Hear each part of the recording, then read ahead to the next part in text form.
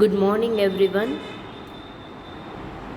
Today, our first topic is tariffs. Tariff is a kind of a duty imposed on the commodities when they cross the national border. Yes, કોઈ પણ commodity છે જ્યારે national border cross કરે છે ત્યારે જે duty જે taxes impose થાય છે it is known as ટેરિફ્સ. It is levied on both countries' exports and import. Yes, whether you are exporting or importing, on both the commodities, exporting or importing, tariff will be imposed or tariff છે એ charge થાય છે. It is generally levied by the government on imports. Yes, generally જેને government છે એ imports ઉપર tariff છે એ impose કરતી હોય છે. And an important duty is levied on the goods obtaining abroad and scheduled for import to the duty imposing countries.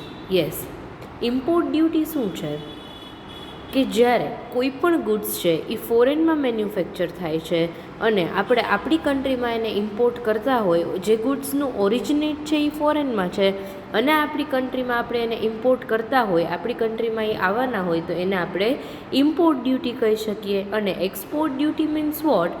Export duty is imposed on the commodities originating in the duty imposing country. It means export આપણી કન્ટ્રીમાં manufacture થાય છે તો આપણે એની ઉપર duty impose કરશું. તો originating in duty imposing country and are scheduled for the export abroad, અને બીજી કન્ટ્રીમાં એક્સપોર્ટ કરવા માટે આપણે એને શેડ્યુલ કહીએ છીએ. સો it is about import duty and export duty, કે ટેરિફ બે ઉપર ઇમ્પોર્ટ કરો કે એક્સપોર્ટ કરો, બે પર જે તમે ડ્યુટી ઇમ્પોઝ કરો છો that is known as ટેરિફ્સ.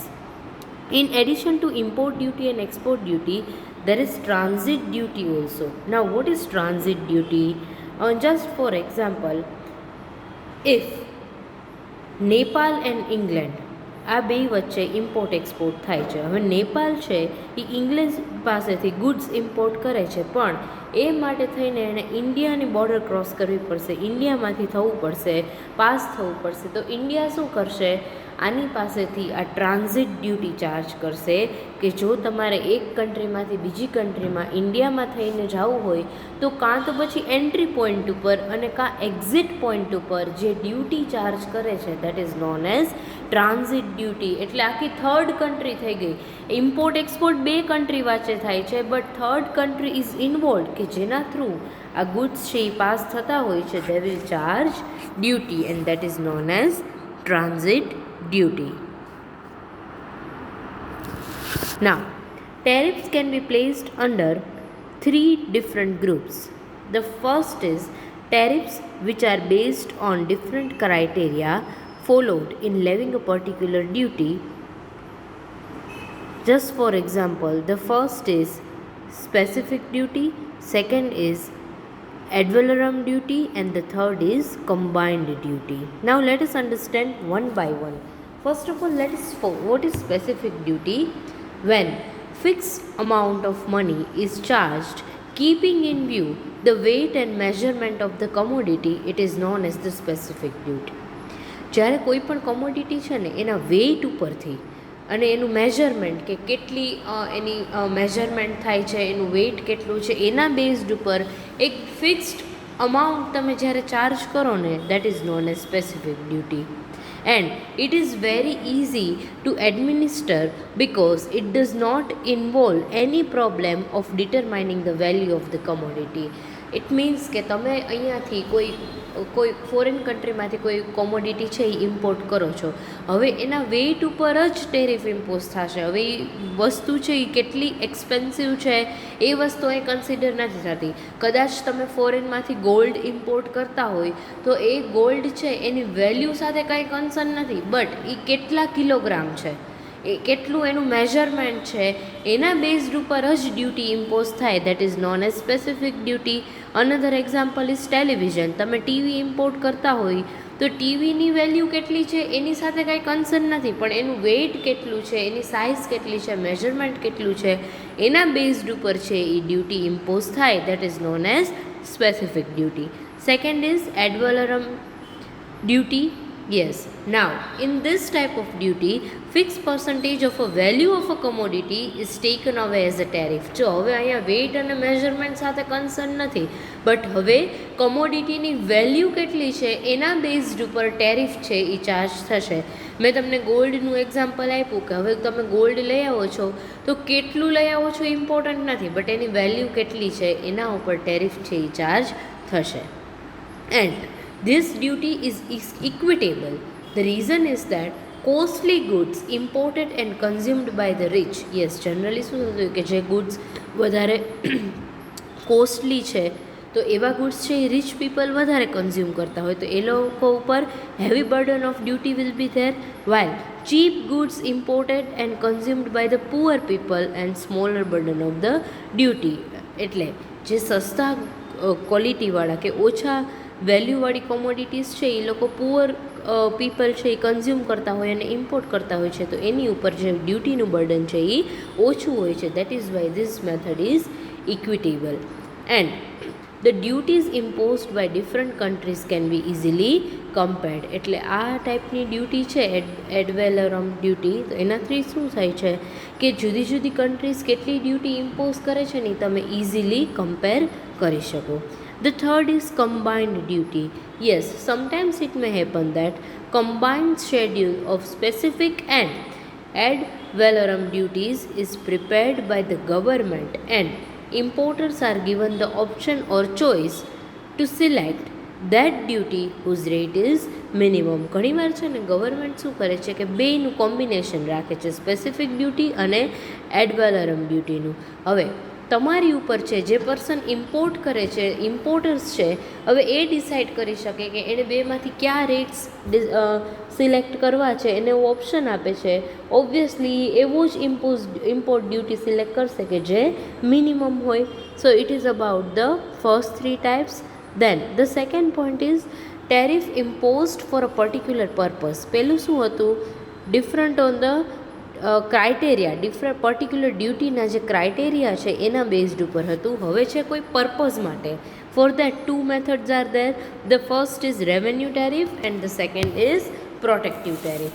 Now revenue tariff means what? It is import duty levied to provide revenue to the government and not protection to the home industry. આ એવી ટાઈપની ઇમ્પોર્ટ ડ્યુટી છે કે જે ગવર્ન્યુને revenue provide કરે છે અને home ઇન્ડસ્ટ્રીને protection provide નથી કરતી. દેટ ઇઝ ડોમેસ્ટિક કમોડિટી છે એના પ્રોટેક્શન માટે આપણે આ ટાઈપની ડ્યુટી ઇમ્પોઝ કરતા નથી. And generally this type of import duty is imposed on the consumption goods whose demand may be inelastic. એટલે આવી ડ્યુટી છે એ શેના ઉપર ઇમ્પોઝ થતી હોય છે?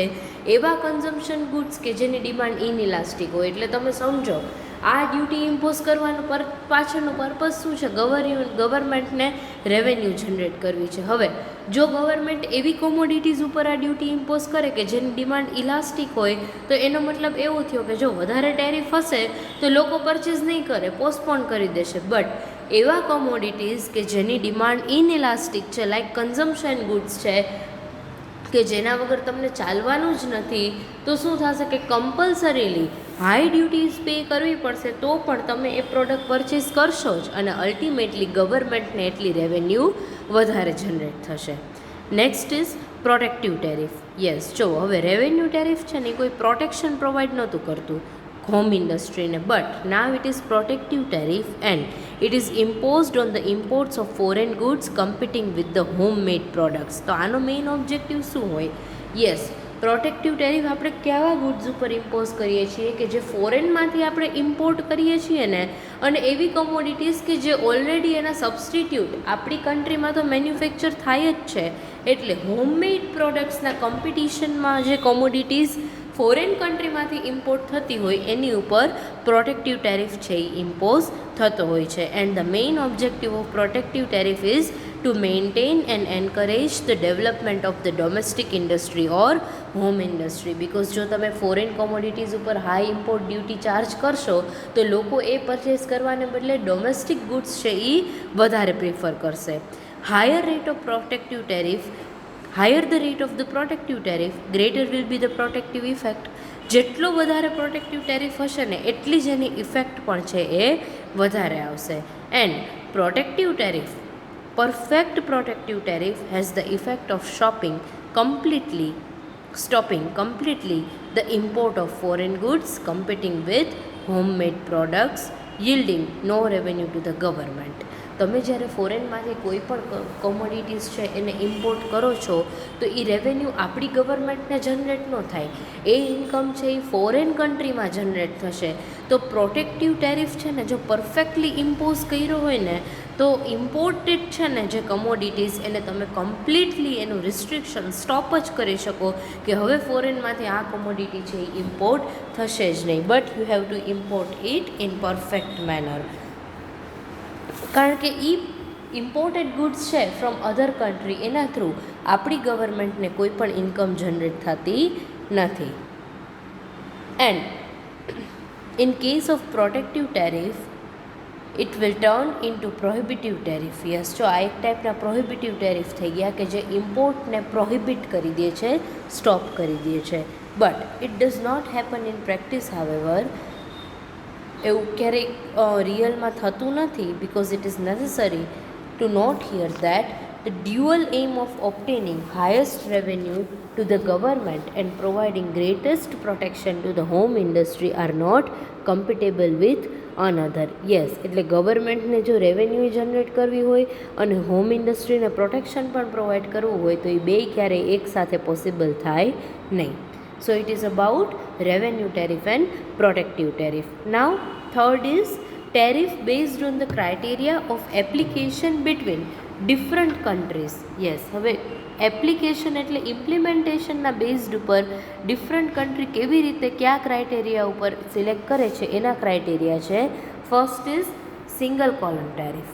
Yes, under this system list of tariff is prepared without discrimination between commodities and countries. Yes, અહીંયા શું થાય છે કે એક ટેરિફનું લિસ્ટ પ્રિપેર થાય છે અને એમાં કોમોડિટીઝ અને કન્ટ્રીઝ વચ્ચે કોઈ પણ જાતનું ડિસ્ક્રિમિનેશન રાખવામાં આવતું નથી. And this system is simple and easy to administer but it is not flexible. Yes, જો અહીંયા એક લિસ્ટ પહેલેથી પ્રિપેર કરો છો તો ટેરિફનું, તો પછી એમાં કોઈ ચેન્જીસ ન થાય. So it is not flexible to adjust according to the changing needs of the home industry. એટલે આપણી હોમ ઇન્ડસ્ટ્રી છે એની ક્યારેક નીડ્સ છે એ ચેન્જ થતી હોય તો એના બેઝડ ઉપર તમે ટેરિફ રેટ્સ છે એમાં કોઈ પણ જાતના ચેન્જીસ કરી શકો નહીં. એટલે કોમોડિટીઝ કઈ છે અને કન્ટ્રીઝ કઈ છે એવું આપણે કોઈ એમાં ડિસ્ક્રિમિનેશન નથી કરતા. જસ્ટ એક લિસ્ટ કે આટલું આપણે આની ઉપર ટેરિફ ઇમ્પોઝ કરવાનો. પછી એ કોમોડિટીઝ છે એ બેઝિક નીડ્સ હોય કે એની ડિમાન્ડ ઇલાસ્ટિક હોય, ઇનઇલાસ્ટિક હોય, કે પછી એવું કન્ટ્રીમાં પણ પાર્શિયાલિટી નહીં કે અમેરિકા છે કે કોઈ રશિયા છે કે બ્રિટન છે તો બધી કન્ટ્રી પાસેથી તમે જુદા જુદા ટેરિફ ચાર્જ કરો. નો, આમાં કોઈ પણ એવું ડિસ્ક્રિમિનેશન થતું નથી. બધી જ કન્ટ્રી અને બધી જ કોમોડિટીઝ માટે એક જ ટાઈપનું ટેરિફનું લિસ્ટ છે એ પ્રિપેર થાય છે. The second is double column tariff. Yes, under this system it provides two rates of import duty on all or some commodities. Yes, કાં તો બધી જ કોમોડિટીઝ ઉપર અને કાં અમુક કોમોડિટીઝ ઉપર two rates of import duties are provided by this method. Sometimes both rates are declared by the government since the beginning. ઘણીવાર ગવર્મેન્ટ આ બે રેટ છે ને ઇનિશિયલ સ્ટેજમાં બિગિનિંગમાં જ ડિક્લેર કરી દે છે.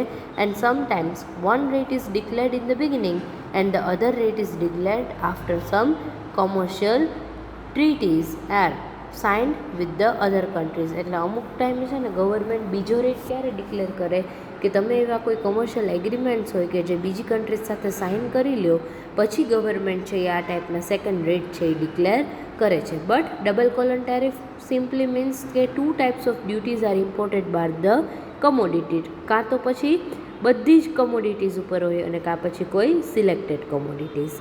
The third is triple column tariff. Under this system, three rates of tariff are fixed. The first is a general rate, second is international rate and third is preferential rate. આ ત્રણ ટાઈપના different rates છે એ government છે એ charge કરે છે. First two, that is general rate and international rate, are maximum and minimum tariff rates. Yes, આ જે ફર્સ્ટ 2 ટેરિફ રેટ્સ છે ને એ મેક્સિમમ અને મિનિમમ ટેરિફ રેટ્સ છે. And preferential rate is generally applied by the colony country on the imports made from the mother country. એટલે જ્યાં કોઈ પણ કોમોડિટીનું મેન્યુફેક્ચર થતું હોય છે ને ત્યાંથી તમે જો કોઈ કોમોડિટીઝને ઇમ્પોર્ટ કરતા હોય ને તો ત્યારે પ્રેફરન્શિયલ રેટ છે એ ઇમ્પોઝ થાય. Just for example, India before independence, આપણે જ્યારે આઝાદી નહોતી મળી એ પહેલાંની વાત કરીએ તો ઇંગ્લેન્ડ પાસેથી જેટલા પણ ગુડ્સ ઇમ્પોર્ટ થતા હતા ને એની માટે પ્રેફરન્શિયલ રેટ્સ ઓફ ડ્યુટીઝ છે એ પે કરવા પડતા.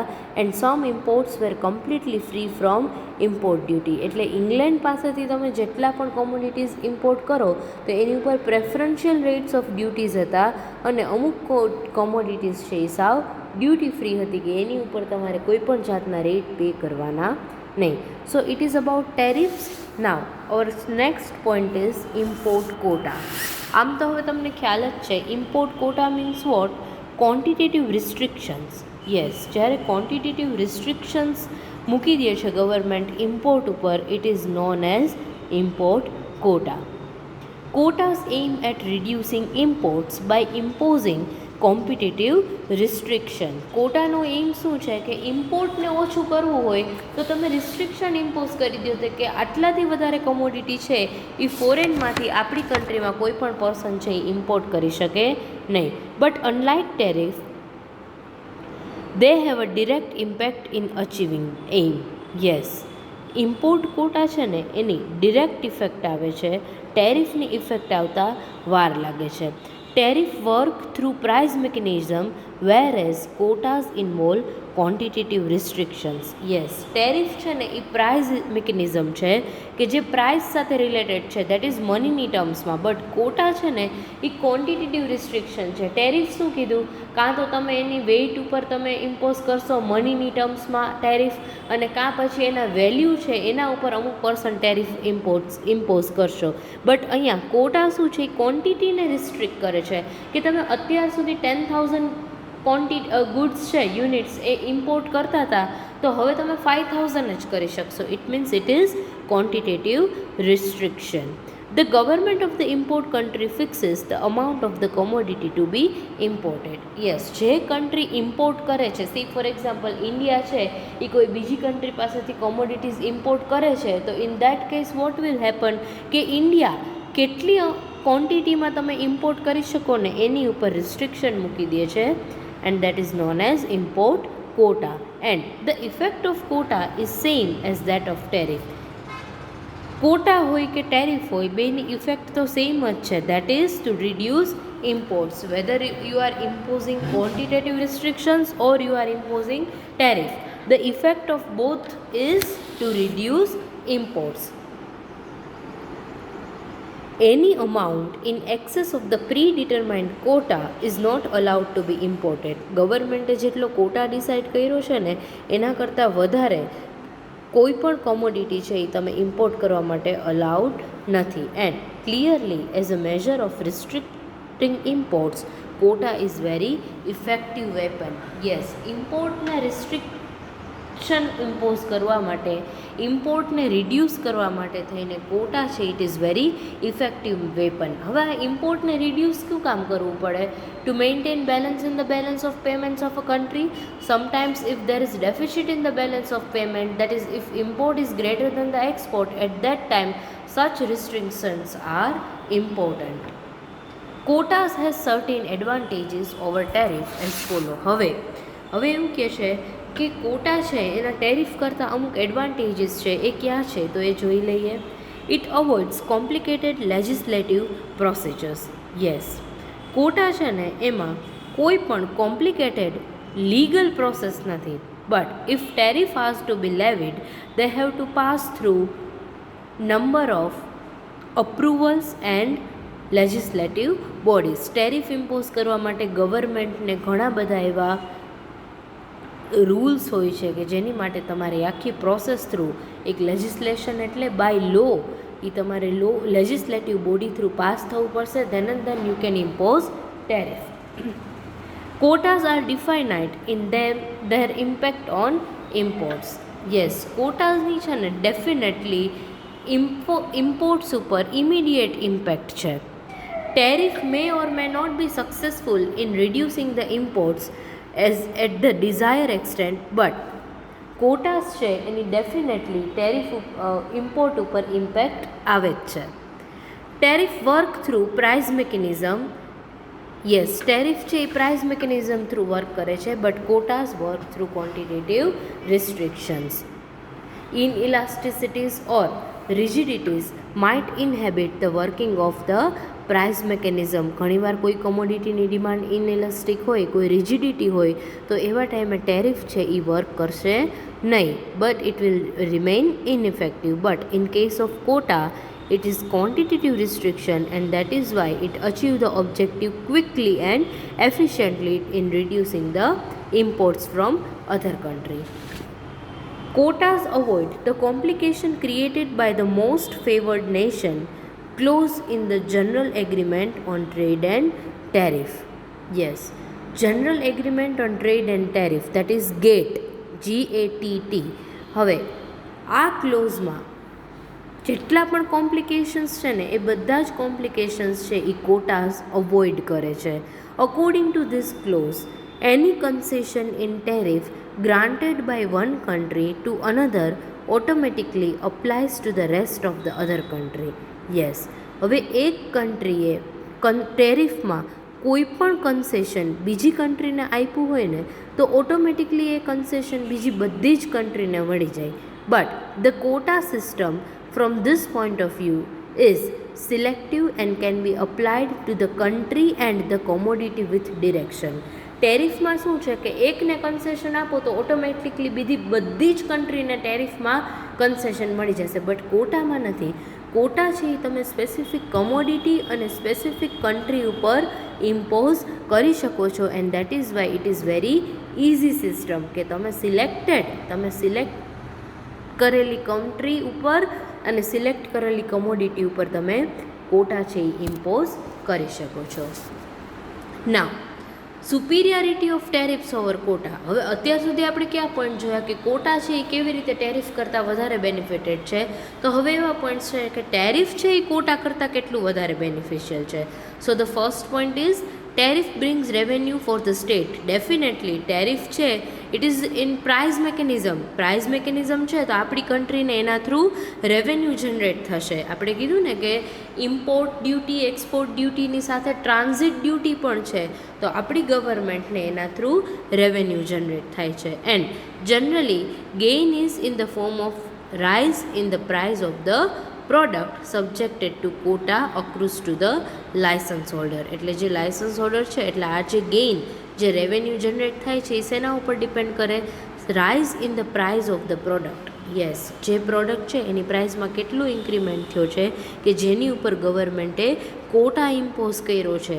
જો ઇમ્પોર્ટ છે ને એની માટે લાયસન્સની રિક્વાયરમેન્ટ હોય તો દરેક કન્ટ્રી ઇમ્પોર્ટ ન કરી શકે, દરેક પર્સન ઇમ્પોર્ટ ન કરી શકે. હવે જો ગવર્મેન્ટે કોટા ઉપર રિસ્ટ્રિક્શન ઇમ્પોઝ કર્યા હોય, ઇટ મીન્સ કે ડિમાન્ડ વધારે છે, સપ્લાય ઓછી છે, તો પ્રાઇસ ઇન્ક્રીઝ થશે. તો આ જેટલું પ્રાઇસ ઇન્ક્રીઝ થાય છે ને એટલી ગવર્મેન્ટને એના ઉપર કેટલી રેવન્યુ જનરેટ થશે ને એ ડિપેન્ડ કરે છે. જો ડિમાન્ડ ખૂબ વધારે હોય સપ્લાય કરતાં because of the quantitative restrictions or quota, તો ગવર્મેન્ટ છે એ હાઈ પ્રાઇસ ઉપર હાઈ ટેરિફ છે એ ચાર્જ કરી અને રેવન્યુ છે એ ઇન્ક્રીઝ કરી શકે.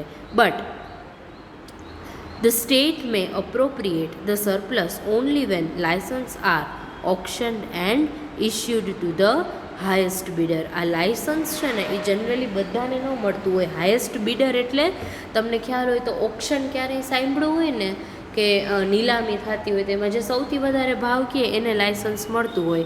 તો અહીંયા શું કીધું કે આ સરપ્લસ છે, appropriate the surplus only when licensees છે એ જે હાઈએસ્ટ બિડરને તમે આપ્યું હોય ને લાયસન્સ ઓપ્શનમાં તો જ આ વસ્તુ છે એ પોસિબલ થાય.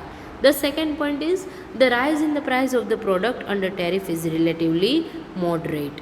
યસ, ટેરિફની અંડરમાં જે પ્રાઇઝ રાઇઝ છે ને એ જ રિલેટિવલી મોડરેટ હોય છે, because if the price rises by substantial margin, there is always possibility of augmenting the supply by imports. જો પ્રાઇસ થાય છે એમાં સબસ્ટેન્શિયલ માર્જિન હોય તો શું થશે કે જે ઇમ્પોર્ટ કરે છે એની ઉપર, એની સપ્લાય છે એની ઉપર ઓગમેન્ટિંગની પોસિબિલિટી છે. તો આનો મિનિંગ શું થાય છે કે જો પ્રોફિટ માર્જિન વધારે હોય, કોઈ પણ કોમોડિટીની પ્રાઇસ ઇન્ક્રીઝ થાય અને એમાં પ્રોફિટ માર્જિન વધારે હોય ને તો ઓલવેઝ એવી જ પોસિબિલિટી હોય કે વધારે ને વધારે ઇમ્પોર્ટ કરવાની ટ્રાય કરશે.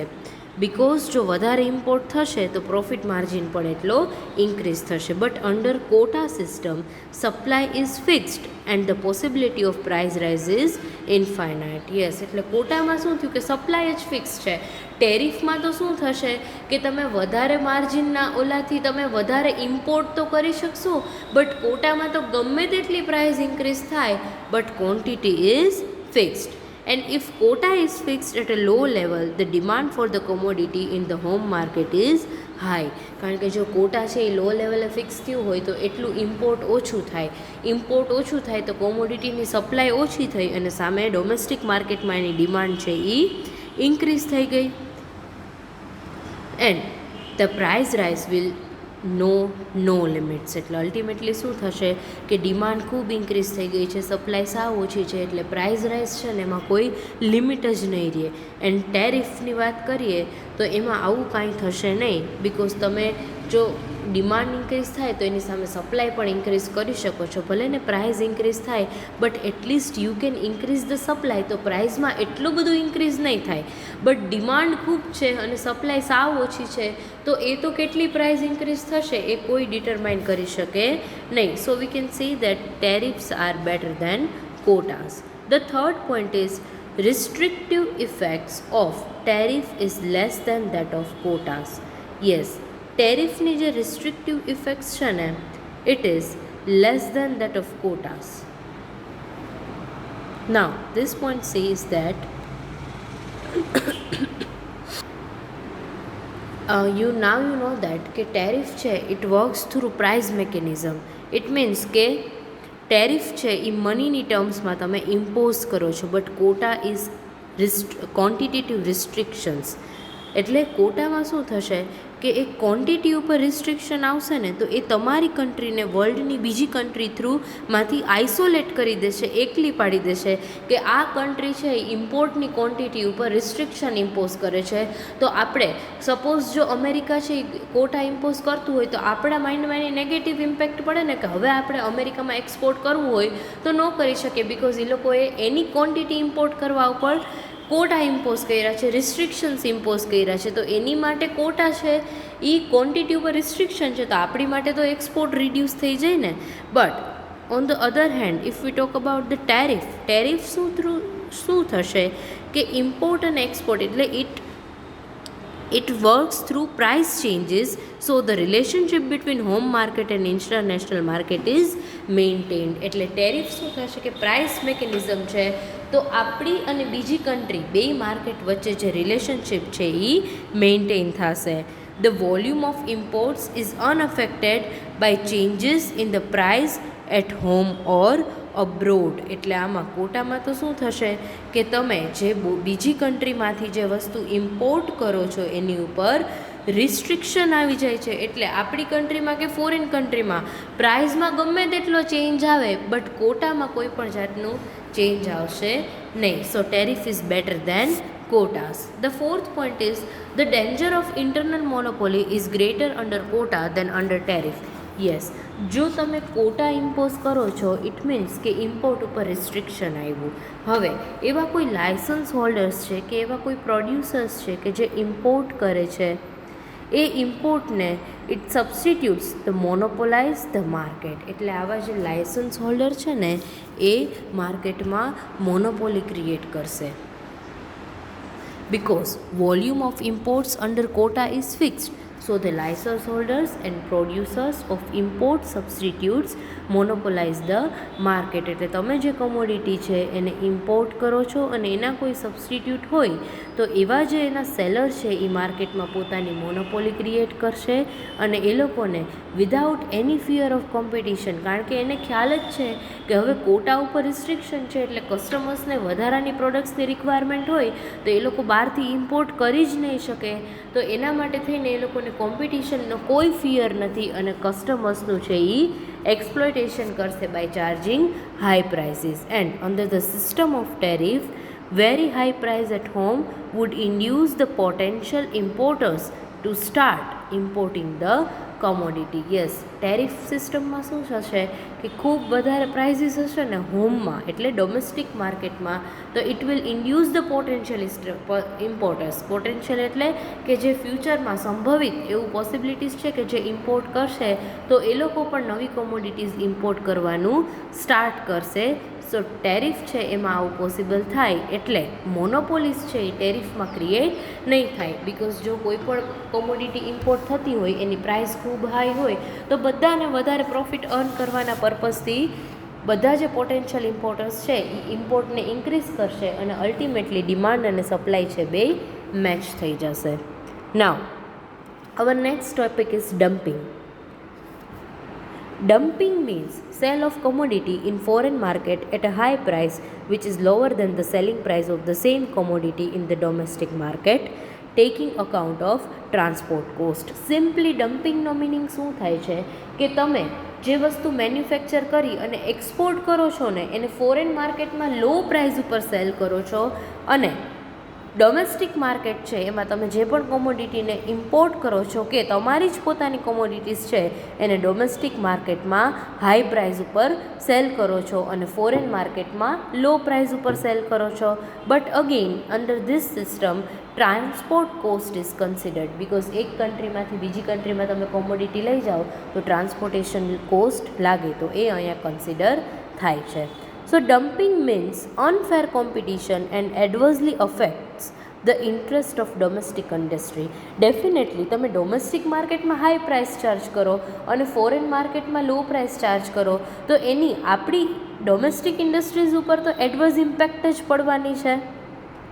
And if such dumping is permanent feature, અને જો આ ડમ્પિંગ છે એ પરમનન્ટલી ક્યાંય કોઈ પણ કન્ટ્રીમાં હોય તો there should not be any objection against the said argument. એટલે આપણે કીધું ને કે ડમ્પિંગ મીન્સ અનફેર કોમ્પિટિશન અને ડમ્પિંગ થ્રુ શું થશે કે ફોરેન માર્કેટમાં આપણે ઓછી પ્રાઇઝે એક્સપોર્ટ કરીએ in order to increase the export, અને લોકલ માર્કેટ છે ડોમેસ્ટિક માર્કેટ એમાં હાઈ પ્રાઇઝીસ ચાર્જ કરીએ તો એ આપણી માટે બેનિફિશિયલ હોય નહીં. But we find that most of the dumping is સ્પોરેડિક. It means irregular છે, that is for a temporary period. જો ડમ્પિંગ છે ને એ જનરલી ક્યારેય પરમનન્ટ નથી હોતું. It is for a temporary time duration. There is no doubt that dumping is injurious to domestic industries and it is perfectly justifiable to levy anti-dumping duties against such dumping. એટલે dumping આપણે એમ તો ન કહી શકીએ કે dumping છે એ definitely કોઈ પણ કન્ટ્રી માટે ઇન્જરિયસ જ છે, ડેન્જર જ છે. એટલે એન્ટી ડમ્પિંગ જે મેજર્સ છે, ડ્યુટીઝ છે એ ડેફિનેટલી ઇમ્પોઝ કરવી જ જોઈએ. But dumping is temporary. જો ડમ્પિંગ ટેમ્પરરી હોય ને તો such duties too should be temporary. એટલે જો ડમ્પિંગ ટેમ્પરરી હોય તો આ બધી ડ્યુટીઝ પણ ટેમ્પરરી હોય. And however the universal experience that protective duties once levied are seldom taken off. એટલે અહીંયા એવું કહે છે કે જો ડમ્પિંગને રિમૂવ કરવા માટે થઈને એન્ટી ડમ્પિંગ પોલિસીની અંડર જો ડ્યુટીઝ ઇમ્પોઝ કરી હોય તો એ ટેમ્પરરી બેઝમાં જ હોય છે. બટ જનરલી આપણે આ યુનિવર્સલી એક્સેપ્ટેડ વસ્તુ છે કે જે પણ કન્ટ્રીએ anti dumping that is protective duties આપણે હમણાં જ ભણ્યા કે જે ઇમ્પોર્ટને ઓછું કરવા માટે થઈને અને ડોમેસ્ટિક માર્કેટના ડોમેસ્ટિક ઇન્ડસ્ટ્રીના બેનિફિટ માટે આપણે એને પ્રોટેક્શન પ્રોવાઈડ કરવા માટે જે ડ્યુટીઝ લેવી કરીએ છીએ એ ડ્યુટીઝ જો એકવાર લેવી થઈ જાય ને તો એ ક્યારેય પાછી જનરલી કેન્સલ થતી નથી, ગવર્મેન્ટ છે એને રિમૂવ કરતા નથી. Protected industries instead of paying attention to improve their organizational efficiency apply their energies and money to bribe legislator into passing tariff laws. Yes, generally બધી કન્ટ્રીઝે શું કરવી જોઈએ કે પોતાની બધી ઇન્ડસ્ટ્રીઝ એટલે ડોમેસ્ટિક ઇન્ડસ્ટ્રીઝે શું કરવું જોઈએ કે બધા જે ઓર્ગેનાઇઝેશનલ એફિશિયન્સી છે પોતાની એને ઇમ્પ્રૂવ કરવી જોઈએ, પોતાની એનર્જી છે એને વધારે, જે રિસોર્સિસ અવેલેબલ છે એનું પ્રોપર યુટિલાઇઝેશન કરી અને વધારે સારું પ્રોડક્શન કરવું જોઈએ, ક્વોલિટી ઇમ્પ્રૂવ કરવી જોઈએ. બટ એના બદલે આ લોકો છે આ લેજિસ્લેશન પ્રોસેસ છે એમાં જ પોતાનો ટાઈમ વેસ્ટ કરતા હોય છે. સો નાવ આપણે કીધું કે એકવાર આવી ડ્યુટીઝ લેવી થઈ જાય તો પછી ક્યારેય ઇઝીલી રિમૂવ થતી નથી. They remain permanent burden upon the citizens of the country. એટલે આપણી કન્ટ્રીના સિટીઝન્સ ઉપર આ એક પરમનન્ટ બર્ડન છે એ રેટ છે. Now as you know that dumping means તમે ફોરેન કન્ટ્રીમાં ઓછી પ્રાઇઝે સેલ કરો છો અને ડોમેસ્ટિક કન્ટ્રીમાં હાઈ પ્રાઇઝ ઉપર સેલ કરો છો. સો dumping means unfair competition and it adversely affects the interest of the domestic countries, and many countries impose anti-dumping tariff equals to the difference between the domestic and export price of the commodity. એટલે ઘણી બધી countries છે એ anti dumping tariff છે એ impose કરે છે which is equals to the difference between domestic and export commodity. એટલે આપણે જેટલી પ્રાઇસથી અહીંયા સેલ કરીએ છીએ અને ફોરેનમાં ફોર એક્ઝામ્પલ ફોરેનમાં 50 રૂપીસથી સેલ કરીએ છીએ અને આપણી કન્ટ્રીમાં 80 રૂપીસથી સેલ કરીએ છીએ તો કેટલી ડ્યુટી ઇમ્પોઝ થાય? Equals to 30 rupees. એટલે શું થશે કે જો તમે 30 રૂપીસની ડ્યુટી ઇમ્પોઝ કરી દો તો આપણી કન્ટ્રીમાં પણ 80 રૂપીસથી સેલ થશે અને ફોરેન કન્ટ્રીમાં પણ 80 રૂપીસથી જ સેલ થશે. Import quota are fixed for those goods which are being dumped in a country for abroad. Yes, import quota છે એ એવા કોમોડિટીઝ માટે ફિક્સ છે કે જે આપણે જેના ઉપર ડમ્પિંગ એવી કોમોડિટી કે જે ફોરેન કન્ટ્રીમાં આપણે ઓછી પ્રાઇસથી સેલ કરીએ છીએ અને આપણી કન્ટ્રીમાં ઇમ્પોર્ટ કરી અને હાઈ પ્રાઇસ ઉપર સેલ કરીએ છીએ તો આવી જે ઇમ્પોર્ટેડ કોમોડિટીઝ હોય ને એની ઉપર તો ઇમ્પોર્ટ કોટા છે એ ફિક્સ જ કરી દીધા હોય છે કે આનાથી વધારે જે કોમોડિટી તમે ફોરેનમાંથી અહીંયા લઈ આવી અને હાઈ પ્રાઇસ ઉપર સેલ કરો છો તો તમે આટલાથી વધારે ક્વોન્ટિટી એવી કોમોડિટીની તમે લઈ આવી જ શકો નહીં. નાવ WHO provides greater clarity and more detailed rules concerning anti-dumping measures. WHO છે WHO નહીં આવે અહીંયા, WTO આવશે, that is World Trade Organization આવશે. એટલે વર્લ્ડ ટ્રેડ ઓર્ગેનાઇઝેશન છે that is related to trading, import and export. એને આને રિલેટેડ એન્ટી ડમ્પિંગ મેજર્સને રિલેટેડ વધારે ક્લેરિટી છે અને ડિટેલ્સ છે એ પ્રોવાઈડ કરી છે. A product is regarded as dumped when its export price is less than the normal price in the exporting country or its cost of production. Yes, according to WTO એવી પ્રોડક્ટને તમે ડમ્પ્ડ product કહી શકો કે જેની export price છે એની normal price કરતાં ઓછી છે કે અહીંયા જનરલી આપણી કન્ટ્રીમાં 100 રૂપીસથી સેલ થાય છે તો તમે કેવી રીતે એને 70 રૂપીસમાં એક્સપોર્ટ કરી શકો ઇન ધ એક્સપોર્ટિંગ કન્ટ્રી. એટલે જે કન્ટ્રીમાં તમે એને એક્સપોર્ટ કરો છો ત્યાંની પ્રાઇસ અને કાં પછી કોસ્ટ ઓફ પ્રોડક્શન એટલે જેટલી કોસ્ટથી પ્રોડક્શન થયું છે એના કરતાં પણ જો તમે ઓછી પ્રાઇસથી એક્સપોર્ટ કરતા હોય તો તમે કહી શકો કે આ પ્રોડક્ટ છે it is dumped product. And anti-dumping measures can be employed only if dumped imports are shown to cause serious damage to domestic industry in the importing country.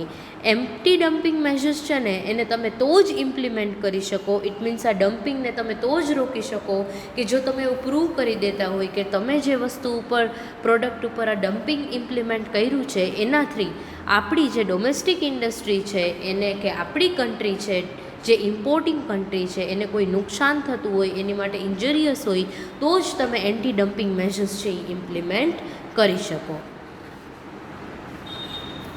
or if the volume of the dumped import is less than 3% of imports of the product in question. અને કાં પછી anti dumping measures છે એ allowed નથી જો price difference છે ને it is equals to or less than 2% of the export price. Yes, હવે અહીંયા બીજી વાત એવી કરી કે તમે એન્ટી ડમ્પિંગ મેજર્સ છે, આપણે એક તો કીધું કે જો ઇન્જરિયસ હોય આપણી કન્ટ્રી માટે, દેટ ઇઝ ડેન્જરસ હોય, કે આપણી કન્ટ્રીમાં ને એડવર્સલી અફેક્ટ કરતું હોય તો જ તમે એન્ટી ડમ્પિંગ મેજર્સ ઇમ્પોઝ કરી શકો. પણ જો આ જે ડિફરન્સ છે price difference, if it is less than 2% of the export price, એટલે તમે જે પ્રાઇસે એક્સપોર્ટ કરો છો અને આપણી ડોમેસ્ટિક કન્ટ્રીમાં જે પ્રાઇસે સેલ કરો છો એમાં 2%નો જ પ્રાઇસ ડિફરન્સ હોય તો તમે એન્ટી ડમ્પિંગ મેજર્સ છે એ ઇમ્પ્લિમેન્ટ કરી શકો નહીં. અને કાં પછી જો કમોડિટી તમે ઇમ્પોર્ટ કરો છો જેની ઉપર ડમ્પિંગ કર્યું છે તમે, the volume of the dumped import is less than the 3% of the imports, એટલે તમે જેટલું ઇમ્પોર્ટ કરો છો એના 3% કરતાં ઓછા કોમોડિટીઝ જ તમે અહીંયા હાઈ પ્રાઇસ ઉપર સેલ કરો છો તો તમે એન્ટી ડમ્પિંગ મેજર્સ છે એ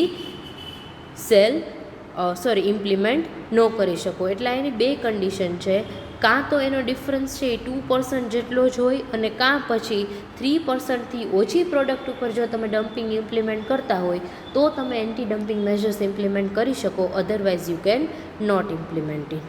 and anti dumping actions may be suspended or terminated if the exporters furnishes an undertaking to revise the price to remove the dumping or the harmful effect of dumping. અને dumping actions છે એને permanently તમે terminate ક્યારે કરી શકો કે જ્યારે exporter છે, ઇટ મીન્સ આપણે જે ફોરેન કન્ટ્રીમાં એક્સપોર્ટ કરીએ છીએ કે ફોરેન કન્ટ્રી આપણી કમોડિટીમાં એક્સપોર્ટ કરે તો આપણી માટે એ ઇમ્પોર્ટ કહેવાય. એટલે જો એક્સપોર્ટર છે એ રિવાઇઝડ પ્રાઇસ ડિટરમાઇન કરે કે હવે ફરીથી નવી જ પ્રાઇસ આપણે ચાર્જ કરશું, શું કામ કે આ ડમ્પિંગની જે હાર્મફુલ ઇફેક્ટ છે એને રિમૂવ કરવા માટે. તો આ જે એન્ટી ડમ્પિંગ એક્શન્સ છે એને તમે પરમનન્ટલી ટર્મિનેટ કરી શકો. સો it is about the dumping, tariff and import quota. Now we are done with the fourth unit, that is international trade. Now in next session I am going to start the another unit, maybe inflation start કરીશું. So thank you so very much, see you all in the next session.